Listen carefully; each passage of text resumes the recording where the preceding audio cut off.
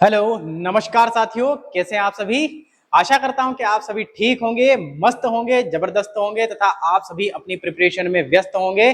तो इसी एनर्जी के साथ, इसी ऊर्जा के साथ आज का जो हमारा टॉपिक है वह हम स्टार्ट करने जा रहे हैं साथियों। क्या सभी स्टूडेंट्स को, सभी विद्यार्थियों को ऑडियो और वीडियो क्लियर है? अगर ऑडियो हाँ, अगर ऑडियो और वीडियो अगर क्लियर हैं तो सभी साथी यस लिख दीजिए और बिल्कुल अब कमर कस लीजिए, अब पेटी को मजबूत कर लीजिए क्योंकि आपकी एग्जाम का नोटिफिकेशन भी अब आ चुका है। तो बहुत ही शानदार होने वाली है आज की क्लास। कंसंट्रेट होकर पढ़िए, बिल्कुल कॉन्फिडेंस होकर पढ़िए। आप बिल्कुल खतरनाक तरीके से आपके क्वेश्चन सभी यहाँ पर बनने वाले हैं। बस आवश्यकता है फोकस करने की, क्लास पर क्या करने की, फोकस करने की। बिल्कुल भाई साहब, तो क्लास को कर देते स्टार्ट बिना देरी, बिना रुकावट के। लाइट चले जाने की वजह से समस्या आई थी, अब आपको कोई समस्या यहाँ पर नहीं आएगी। चलिए, यस, ओके, चलिए। तो पहला क्वेश्चन आपकी स्क्रीन के सामने लिखा हुआ है, विरंजक चूर्ण यानी कि ब्लीचिंग पाउडर तब प्राप्त होता है जब क्लोरीन की क्रिया किसके साथ कराई जाती है। फटाफट से आपको बता देना है कि विरंजक चूर्ण। अब साथियों, विरंजक चूर्ण का फॉर्मूला क्या होता है? विरंजक चूर्ण का फॉर्मूला होता है CaOCl2, है ना, कैल्शियम हाइपोक्लोराइड। कैल्शियम हाइपोक्लोराइड इसको हम बोलेंगे, कैल्शियम हाइपोक्लोराइड हम बोलेंगे। अब ये कब प्राप्त होगा? तो जो बुझा हुआ चूना है, बुझा हुआ चूना का सूत्र होता है प्यारे साथियों CaO, और उस पे क्या डाल देंगे? क्लोरीन की क्रिया करवा देंगे भाई साहब। तो ये क्लोरीन की क्रिया हमने करवा दी तो बनेगा क्या आपका? CaOCl2, कैल्शियम, है ना, कैल्शियम हाइपोक्लोराइड बनेगा प्रिय साथियों आपका, है ना, कैल्शियम हाइपोक्लोराइड बनेगा। ओके, चलिए भाई साहब, सभी बढ़ जाते हैं आगे और लगा देते हैं ऑप्शन बी इज राइट। बुझा हुआ चूना की क्या बनेगा आपका, है ना, बिना बुझा चूना के बुझा हुआ चूना, बुझा हुआ चूना। ऑप्शन बी इज राइट हो जाएगा आपका, है ना। अगर हम बात करेंगे जिप्सम की, तो जिप्सम किसका फॉर्मूला क्या है? CaSO4 dot 2H2O, 2H2O। चूना पत्थर की अगर बात करेंगे तो आपको पता है CaO, क्या हो जाएगा? CaO। तो चलिए बढ़ते हैं आगे। ये लीजिए, आपका नेक्स्ट क्वेश्चन आ चुका है। अगला क्वेश्चन, ठीक, अगला क्वेश्चन आपका है, प्रकाश की कौन सी घटना इंद्रधनुष यानी कि रेनबो के बनने के लिए मुख्य रूप से जिम्मेदार है? Which phenomenon of light is primarily responsible for the formation of a rainbow? केवल परावर्तन, विक्षेपण और पूर्ण आंतरिक परावर्तन, विवर्तन, या फिर हम बोल देंगे ध्रुवीकरण। प्रकाश की कौन सी बूंदे जो है वो इंद्रधनुष के बनने के लिए मुख्य है? फटाफट से बता दीजिए आप, फटाफट से बता दीजिए। तो आपका हो जाएगा इसमें विक्षेपण और पूर्ण आंतरिक परावर्तन। क्या होगा? Option B is right. ये लीजिए आपका अगला क्वेश्चन, पैरा मैग्नेटिक पदार्थ का उदाहरण कौन सा है? पैरा मैग्नेटिक पदार्थ का उदाहरण कौन सा है? फटाफट से बता दीजिए। पैरा मैग्नेटिक पदार्थ का उदाहरण कौन सा है? तो पैरा मैग्नेटिक पदार्थ का आपका उदाहरण है एल्यूमिनियम। कौन सा है भाई साहब? एल्यूमिनियम। ये लीजिए, आपका अगला क्वेश्चन आ चुका है, आपका अगला क्वेश्चन आ चुका है। बोलिए, विटामिन ई का रासायनिक नाम क्या है? तो साथियों, आप सभी को पता होना चाहिए, विटामिन ए जो है, विटामिन ए का रासायनिक नाम रेटिनॉल है। विटामिन बी का रासायनिक नाम जो है आपका वह थायमिन है। विटामिन सी तो यहाँ पर है नहीं, विटामिन यहाँ पर है ना कैल्सीफेरॉल। विटामिन डी का रासायनिक नाम क्या है? कैल्सीफेरॉल। और विटामिन ई का रासायनिक नाम क्या है? टोकोफेरॉल है। तो यहाँ पर विटामिन ई का रासायनिक नाम हमारा क्या हो जाएगा साथियों? Option B is right. ये लीजिए, अगले क्वेश्चन की तरफ बढ़ जाते हैं। जठर रस में मुख्य रूप से, जठर रस में मुख्य रूप से, बिल्कुल बिल्कुल साथियों, जूमिंग कम करो, जूमिंग थोड़ा कम करो। ओके ओके, इसको थोड़ा सा कम जूमिंग कर देते हैं। ये लीजिए, जूमिंग का प्रॉब्लम आ रहा है, कोई दिक्कत नहीं, आप तो ये करते चलिए, है ना। मैं बोलता हूं क्वेश्चन, जठर रस गैस्ट्रिक जूस में मुख्य रूप से कौन सा अम्ल पाया जाता है? विच एसिड इज प्राइमरी, है ना, फाउंड इन गैस्ट्रिक जूस? फटाफट से बता दीजिए। तो साथियों, आप सभी को पता होना चाहिए कि हमारे पेट में ये जठर रस पाया जाता है और पेट को हम आमाशय कहते हैं, स्टमक कहते हैं। और इसकी 3 ग्रंथियां होती है, कार्डियक, फंडिक और पाइलोरिक। तो पाइलोरिक जो होती है उसमें जठर रस पाया जाता है, और ये जो जठर रस है आपका, उसमें हाइड्रोक्लोरिक अम्ल आपका मौजूद होगा। आपके आमाशय में कौन सा रस मौजूद होगा? हाइड्रोक्लोरिक अम्ल, यानी कि HCl आपका मौजूद होगा। एसिटिक अम्ल की अगर बात करेंगे हम, तो इसका फॉर्मूला होता है CH3 CH3COOH, यानी कि ये सिरका है आपका, क्या है, सिरका है। सल्फ्यूरिक अम्ल का फॉर्मूला होता है H2SO4 साथियों, इसे अम्लों का राजा भी कहते हैं। और लैक्टिक अम्ल जो होता है वह आपका दूध में होता है, किसमें होता है साथियों, दूध में होता है। Option B is right, option B is right. चलिए भाई साहब, है ना, बिल्कुल बिल्कुल सभी साथियों को नमस्कार, जय हिंद। ठीक है, अगला क्वेश्चन आ चुका है हमारा। डोबेर्नर ने तत्वों का वर्गीकरण किस रूप में किया है? How did Dobereiner classify the elements? तो फटाफट से रैपिड फायर क्लास आज की होने वाली है, बिल्कुल खतरनाक तरीके से खत्म कर देंगे इसको हम, है ना।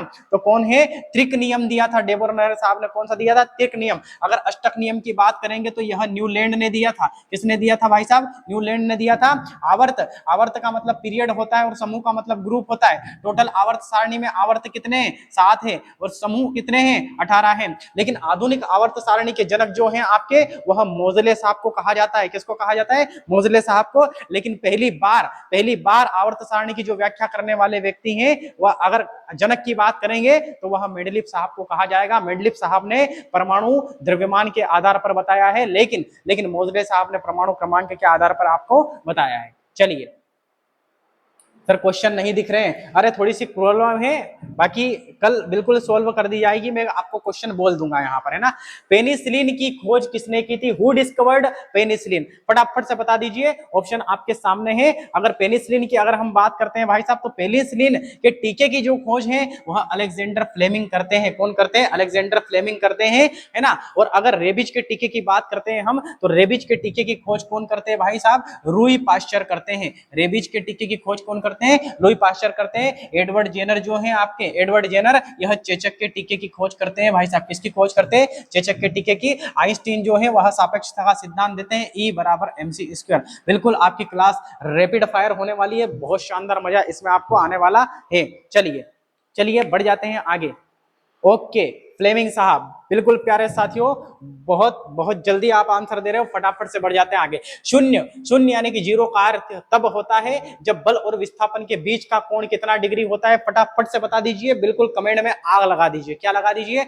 आग लगा दीजिए। बिल्कुल कॉन्फिडेंस के साथ में आपको जवाब देना है, एग्जाम में भी इसी प्रकार से क्वेश्चन फोड़ दोगे तुम, है ना। बिल्कुल क्या हो जाएगा आपका? 90 डिग्री यानी कि समकोण हो जाता है। अगला क्वेश्चन आपकी स्क्रीन के सामने है। शुष्क बुझे हुए चूने पर क्लोरीन गैस प्रवाहित करने से क्या बनता है? What is formed by passing chlorine gas over dry slagged line? नमक, विरंजक चूर्ण, बेकिंग सोडा या फिर धावन सोडा? बताइए। शुष्क बुझे हुए चूने पर क्लोरीन गैस प्रवाहित करने पर क्या बनता है? शुष्क बुझा हुआ चूना कौन सा होगा आपका? Ca होगा। उस पर कौन सी गैस प्रवाहित कर दोगे? क्लोरीन। तो बन क्या जाएगा? CaO, Cl2, है ना, कैल्शियम हाइपोक्लोराइड, यानी कि क्या बन जाएगा आपका?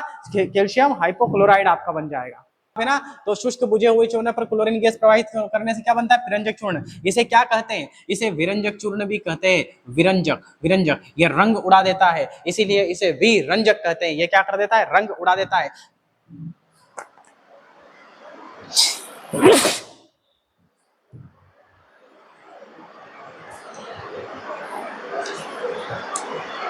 ये रंग उड़ा देता है। धावन सोडे की अगर बात करेंगे हम, तो इसका फॉर्मूला होता है Na2CO3, Na2CO3। बेकिंग सोडे की हम बात करते हैं NaHCO3, है ना, NaHCO3। साधारण नमक का फॉर्मूला होता है पर साथियों NaCl। ये लीजिए अगला क्वेश्चन आपका, है ना। अमीबा अपने भोजन को किसके माध्यम से ग्रहण करता है? वह विधि कुटपात है। वह विधि कौन सी है? कुटपात है। जैसे ये अमीबा है, यह अमीबा है, और ये भोजन यहाँ पर है, तो थोड़ी सी देर के बाद में अमीबा जो है उस भोजन को क्या कर लेगी? खा जाएगी। उस भोजन को क्या कर लेगी? खा जाएगी। उस विधि का नाम है कुटपात। क्या नाम है? कुटपात। Option B is right. Solar cell किस ऊर्जा को किसमें बदलता है? Solar cell convert which energy into water, into what? Solar cell किस ऊर्जा को किसमें बदलता है? सोलर सेल किस ऊर्जा को किसमें बदलता है? सौर ऊर्जा को विद्युत ऊर्जा में बदल देता है। सौर ऊर्जा को विद्युत ऊर्जा में बदल देता है। सोलर सेल लगा होता है, बिल्कुल ब्लैक ब्लैक लगा होता है, ऊपर से सूर्य की रोशनी गिरती है, वो उस सूर्य की रोशनी यानी कि सौर ऊर्जा को विद्युत ऊर्जा में दे देगा। फिर रात को क्या चलेगी? आपकी लाइट चल जाएगी। आपकी क्या चलेगी? लाइट चल जाएगी।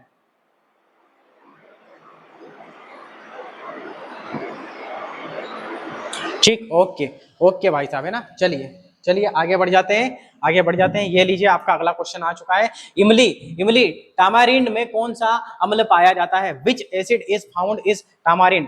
मेलिक अम्ल होगा, टार्ट्रिक अम्ल होगा, ऑक्जेलिक अम्ल होगा, साइट्रिक अम्ल होगा? आप सभी को पता होना चाहिए कि इमली में कौन सा अम्ल होता है, टार्ट्रिक अम्ल होता है। सेब में कौन सा अम्ल होता है? मेलिक अम्ल होता है। ऑक्जेलिक अम्ल जो होता है वह टमाटर में होता है प्यारे साथियों, किसमें? टमाटर में। और साइट्रिक अम्ल होता है आपका नींबू और नारंगी में, किसमें होगा? नींबू और नारंगी में। ये लीजिए आपका अगला क्वेश्चन। विद्युत फ्यूज तार की क्या विशेषता होनी चाहिए? क्या विशेषता होनी चाहिए प्यारे साथियों, है ना? विद्युत फ्यूज तार की क्या विशेषता होनी चाहिए? फटाफट से रैपिड फायर चल रहा है। उच्च प्रतिरोध और निम्न गलनांक होना चाहिए। लाइट खतरनाक जानी चाहिए लेकिन तार गलना नहीं चाहिए, तार गलना नहीं चाहिए। तत्वों के गुण, उनके परमाणु, द्रव्यमान, द्रव्यमान की बात कर रहे हैं भाई साहब, है ना? द्रव्यमान के बारे में कौन बताते हैं? मेंडलीफ बताते हैं। मोजिलेतो क्रमांक के बारे में बताएंगे, क्रमांक के बारे में बताएंगे भाई साहब, है ना? न्यूलैंड जो है वह अष्टक नियम देते हैं। कौन सा नियम देंगे? अष्टक नियम देंगे। और डाल्टन जो है वह परमाणु सिद्धांत देते हैं। कौन सा सिद्धांत देते हैं प्यारे साथियों? परमाणु सिद्धांत देते हैं। ये लीजिए आपका अगला क्वेश्चन स्क्रीन के सामने आ चुका है, स्क्रीन के सामने आ चुका है।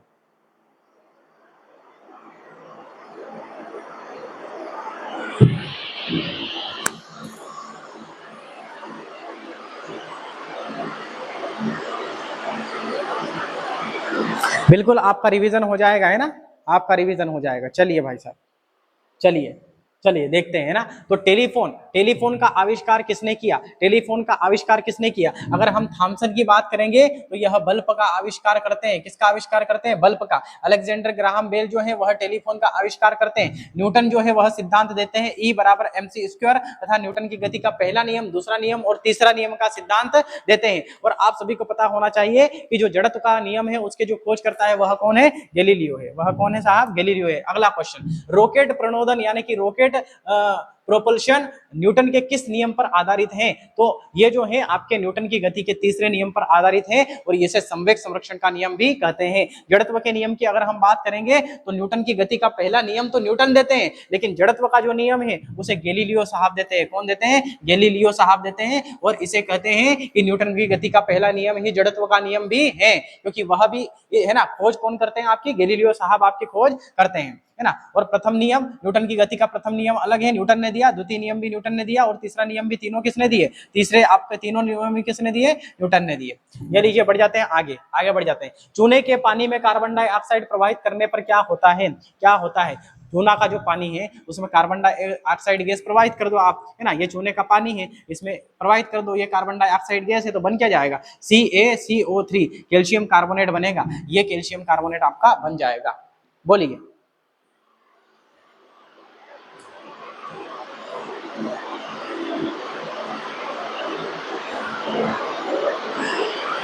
चलिए स्क्रीन को छोटा करने का प्रयास करते हैं। चलिए भाई साहब, है ना?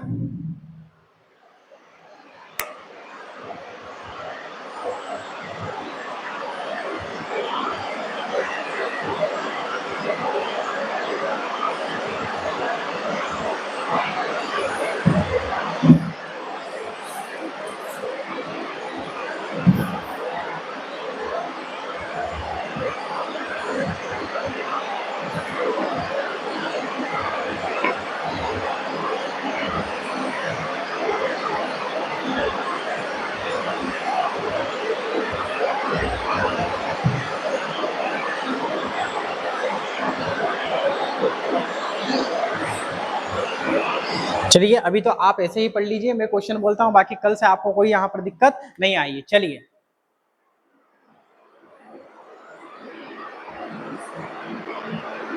ओके ओके भाई साहब, है ना? चलिए आगे बढ़ जाते हैं, ना? रैपिड फायर खत्म कर देते हैं इनको फटाफट से। राडार का उपयोग किसके लिए किया जाता है? राडार का उपयोग किया जाता है वस्तु की स्थिति और दूरी याद करने के लिए। किसके लिए किया जाता है? वस्तु की स्थिति और दूरी याद करने के लिए किया जाता है। भूकंप का प्रयोग सिस्मोग्राफ के लिए किया जाता है। सिस्मोग्राफ, सिस्मोग्राफ, सिस्मोग्राफ के लिए किया जाता है। और आपको अगर देखना है ना, ये ठीक है। और समुद्र की गहराई में पता लगाने के लिए सोनार का प्रयोग किया जाता है। ये लीजिए आपका अगला क्वेश्चन, भारी जल का अणुभार कितना होगा? भारी जल का अणुभार कितना होगा? 20 होगा। कैसे होगा? क्योंकि भारी जल का फॉर्मूला होता है D2O। क्या होता है? D2O होता है। और इसमें D जो है आपका, एक 3 हाइड्रोजन होते हैं, 1H1, 1H2 और 1H3, है ना, प्रोट्रियम, ड्यूटेरियम, ट्राइटेरियम। तो इसमें इसका अणुभार कितना है? इसका भार कितना है? 2 है। और यहाँ पर भी कितना है? तो 2 गुणित कितना हो जाएगा? 2 हो जाएगा। प्लस ऑक्सीजन का परमाणु भार कितना होता है? 16 होता है। कितना होता है? 16। तो 4 और 16 कितना हो जाएगा आपका भाई साहब? आपका 20 हो जाएगा। कितना हो जाएगा? 20 हो जाएगा। तो यही आपका अणुभार यहाँ पर रहने वाला है। लेकिन H2O की हम बात करेंगे तो इसका जो अणुभार है वह 18 रहेगा। क्या रहेगा? 18। ये लीजिए आपका नेक्स्ट क्वेश्चन स्क्रीन के सामने है, बता दीजिए, बोलिए फटाफट से।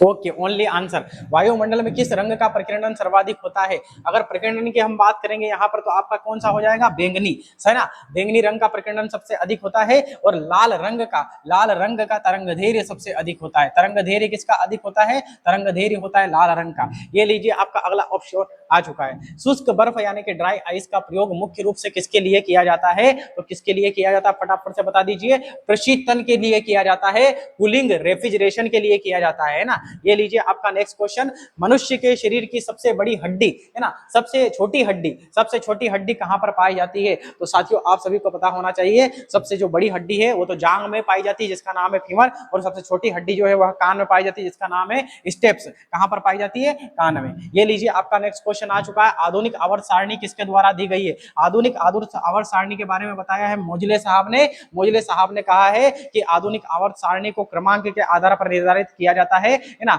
ये जो आवर्त सारणी है यह परमाणु क्रमांक के आवर्ती फलन होती है। ऐसा कौन बोलते हैं? मोजले साहब। लेकिन पहले द्रव्यमान के आधार पर किसने बता दिया? मेंडलीफ साहब ने बता दिया है। डाल्टन ने परमाणु सिद्धांत दिया है। कौन सा सिद्धांत दिया है साथियों? परमाणु सिद्धांत। और रदरफोर्ड जो है उसने नाभिक की खोज की है। किसने की खोज करी है? नाभिक की, परमाणु के नाभिक की खोज कर दी।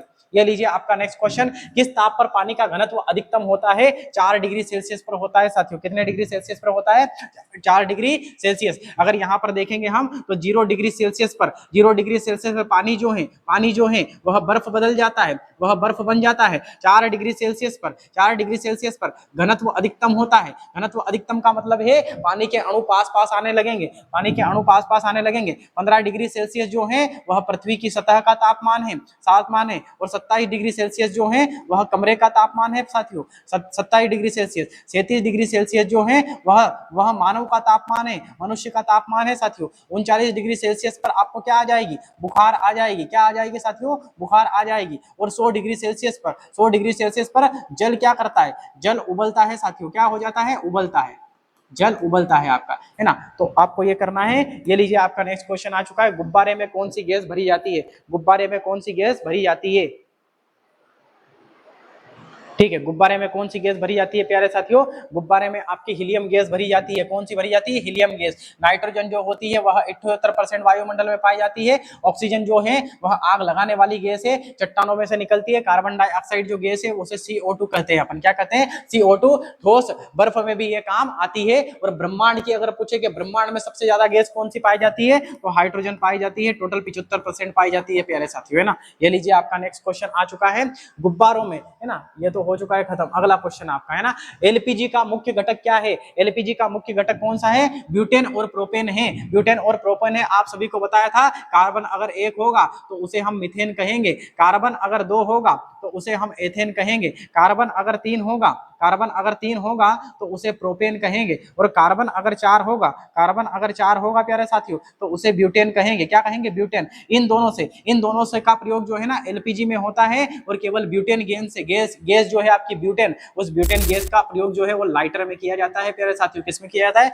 लाइटर में। ये जो मीथेन है, मीथेन गैस CH4 जो है यह जानवरों की जुगाली में होती है। इसे मार्श गैस भी कहते हैं, इसे प्राकृतिक गैस भी कहते हैं। और आपकी जो मीथेन गैस है इसे बायोगैस भी कहते हैं प्यारे साथियों। ये लीजिए आपका नेक्स्ट क्वेश्चन, लेंस की क्षमता का मात्रक क्या है? लेंस की क्षमता का मात्रक डायोप्टर है। तो फिर वाट किसका है? शक्ति की। क्या लगा दो? वाट लगा दो, शक्ति की वाट लगा दो, है ना। ल्यूमेन ज्योति फ्लक्स का मात्रक है। किसका मात्रक है साथियों? ज्योति फ्लक्स का मात्रक है। और कैंडेला ज्योति तीव्रता का मात्रक है। किसका मात्रक है? ज्योति तीव्रता का मात्रक है भाई साहब। ज्योति तीव्रता का। ये लीजिए आपका नेक्स्ट क्वेश्चन आ चुका है। भविष्य का ईंधन किसे कहा जाता है? हाइड्रोजन को कहा जाता है। भविष्य का ईंधन हाइड्रोजन का कहा जाता है। मीथेन का फॉर्मूला होता है CH4। क्या होता है? CH4। ये लीजिए रैपिड फायर की तरह क्लास चलेगी आज की भाई साहब, है ना, बिल्कुल। ओके चलिए, है ना, फोटोग्राफी में प्रयुक्त होने वाला रसायन कौन सा है? फोटोग्राफी में कौन सा रसायन प्रयुक्त होगा आपका? सिल्वर ब्रोमाइड होगा। कौन सा होगा? सिल्वर ब्रोमाइड होगा।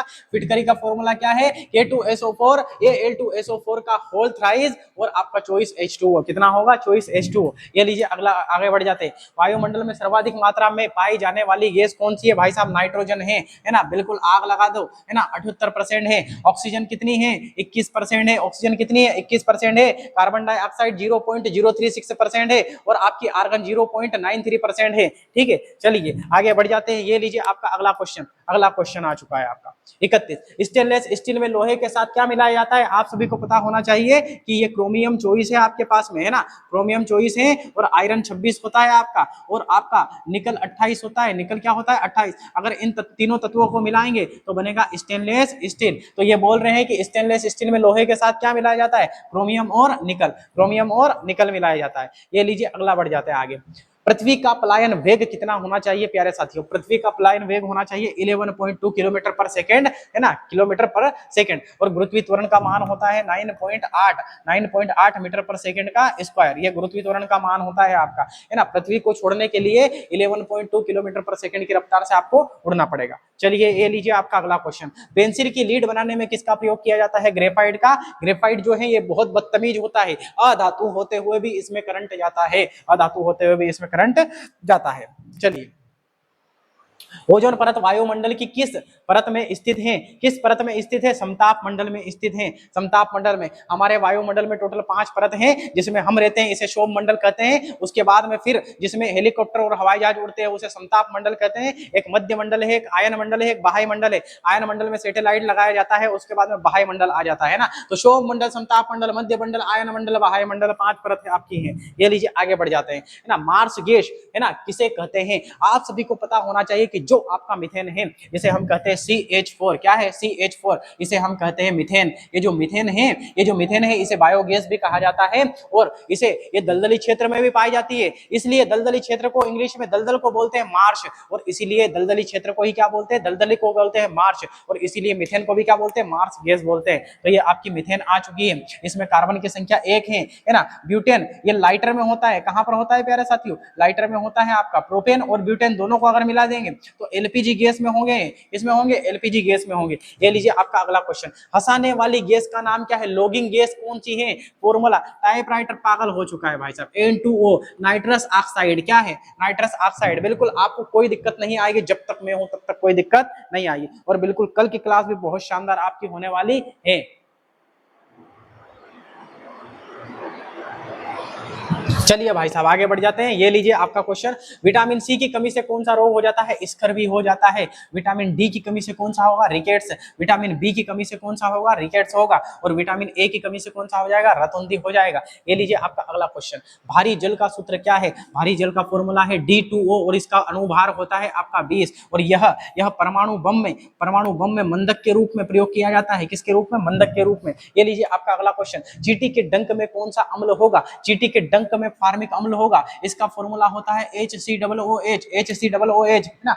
मक्खी के डंक में भी यह होगा लेकिन कम होगा। मधुमक्खी के डंक में थोड़ा अधिक होगा। चींटी के डंक में और थोड़ा अधिक होगा। और सबसे अधिक होगा बिच्छू के डंक में। किसके डंक में? बिच्छू के डंक में होगा। एसिटिक अम्ल का फॉर्मूला CH3COOH होता है। यह सिरका में प्रयोग किया जाता है। साइट्रिक एसिड जो होता है यह नींबू में होता है। और टार्टिक एसिड जो होता है वह इमली में होता है प्यारे साथियों, इसमें होता है इमली में। तो ये लीजिए आपका ऑप्शन बी इज राइट। ये लीजिए आपका अगला क्वेश्चन। अगला क्वेश्चन आपकी स्क्रीन के सामने बिल्कुल धमाकेदार। हीरा और ग्रेफाइट किसके अप्रूव है? कार्बन के अप्रूव है। सिलिकॉन एक प्रकार का अर्धचालक है। सिलिकॉन एक प्रकार का क्या है प्यारे साथियों? अर्धचालक है। ये अर्धचालक है आपका, है ना। नाइट्रोजन जो है वायुमंडल में 78% पाई जाती है। फास्फोरस का परमाणु क्रमांक जो होता है वह 15 होता है। क्या होता है? 15। ये लीजिए आपका अगला क्वेश्चन आ चुका है आपकी स्क्रीन के सामने। वायुमंडलीय दाब को किस यंत्र से मापा जाता है? तो वायुमंडलीय दाब को जो है बैरोमीटर से मापा जाता है। और आपका देखिए थर्मामीटर जो जो है थर्मामीटर, थर्मामीटर जो है यह तापमान को मापता है, किसको मापता है, तापमान को मापता है। ए मीटर जो है यह विभव को मापता है। हाइड्रोमीटर जो है यह जल के घनत्व को मापता है, किसको मापता है, जल के घनत्व को मापता है। अगला क्वेश्चन, अगला क्वेश्चन आपके स्क्रीन के सामने है, दूध या मैग्नीशियम का रासायनिक नाम क्या है? इसका नाम, रासायनिक नाम है MgOH2, है ना, इसका रासायनिक नाम है MgOH2, magnesium hydroxide, magnesium hydroxide इसका रासायनिक नाम है साथियों। चलिए चलिए अगला क्वेश्चन, अगला क्वेश्चन आ जाते हैं। ये पीतल यानी कि ब्रॉन्ज किस धातुओं का मिश्रण है? तो पीतल आपको पता होना चाहिए कापर, कापर 29 और जिंक, जिंक 30 है ना। तो कापर और जिंक, तांबा और जिंक का मिश्रण है। ये लीजिए आपका, बढ़ते हैं आगे। अगला क्वेश्चन है ना, गोल्डन राइस किस विटामिन का एक अच्छा स्रोत होता है? विटामिन ए का स्रोत होता है। गोल्डन राइस किसका? विटामिन ए का होता है। विटामिन B12 में आपका कोबाल्ट पाया जाएगा। विटामिन सी में आपका स्कर्वी होगा, क्या हो जाएगा, स्कर्वी हो जाएगा प्यारे साथियों। और विटामिन डी जो होता है आपका, उसमें आपका रिकेट्स होगा। कौन सा रोग हो जाएगा? रिकेट्स रोग हो जाएगा आपका। कौन सा रोग हो जाएगा? रिकेट्स। चलिए कैंसर के उपचार के लिए कौन सी उत्कृष्ट गैसों का प्रयोग होता है? तो कैंसर के उपचार के लिए कौन सी गैस का प्रयोग होता है साथियों? तो कैंसर के गैस के लिए अगर हम देखेंगे यहाँ पर, तो आपकी कौन सी होगी? आर्गन होगी। कौन सी हो जाएगी आपकी? आर्गन गैस हो जाएगी आपकी। और आपको यह ध्यान रखना है कि जितनी भी गैसें हैं ये सभी निष्क्रिय गैसें हैं। कैसी गैसें हैं साथियों? निष्क्रिय गैसें हैं। और ये सभी समूह 18 में ये आपकी पाई जाती है। किसमें पाई जाती है? समूह 18 में। सबसे भारी गैस कौन सी है आपकी? रेडोन है। सबसे भारी गैस आपकी रेडोन है। विटामिन B1 का रासायनिक नाम क्या है? विटामिन B1 का रासायनिक नाम क्या है? तो विटामिन B1 का रासायनिक नाम है आपका राइबोफ्लोविन। क्या है? राइबोफ्लोविन है। विटामिन B2 का रासायनिक नाम है राइबोफ्लोविन। विटामिन B1 का रासायनिक नाम है थाइमिन। क्या नाम है आपका? थाइमिन है। Option B is right. और ये आपका विटामिन B2 का नाम है। नियासिन जो है यह विटामिन B3 का नाम है। और पायरिडॉक्सिन जो है यह विटामिन B6 का रासायनिक नाम है। किसका रासायनिक नाम है? विटामिन B6 का आपका रासायनिक नाम है। चलिए बिल्कुल सारे क्वेश्चन, हाँ बिल्कुल रैपिड फायर की तरह चलेंगे आपके सारे क्वेश्चन है, कोई दिक्कत इसमें आपको नहीं आएगी। ठीक है भाई साहब, ओके। चलिए तो अब देखते हैं हम, यहाँ पर आगे बढ़ते हैं। आगे क्या देखते हैं हम कि डेंगू बुखार में मानव शरीर में किसकी कमी हो जाती है? तो आप सभी को पता होना चाहिए कि इसमें प्लेटलेट्स की कमी आपकी हो जाएगी। और अगर हीमोग्लोबिन में आपका पाया जाता है आयरन, और आयरन की कमी से कौन सा रोग होगा प्यारे साथियों? एनीमिया रोग हो जाएगा आपका। मच्छर द्वारा फैलने वाला रोग, मच्छर के द्वारा जो भी रोग होगा आपका, वह आपका देखिए मच्छर द्वारा फैलने वाला रोग नहीं है तो टाइफाइड नहीं है। बाकी तो मलेरिया है, डेंगू है और पीला ज्वार है। मलेरिया जो है वो मादा एनाफ्लिस की वजह से होगा। डेंगू जो है वह मादा एडिस की वजह से होगा। किसकी वजह से होगा? मादा एडिस की वजह से होगा। और बिल्कुल आपके 50 क्वेश्चन क्या हो चुके हैं? खत्म हो चुके हैं।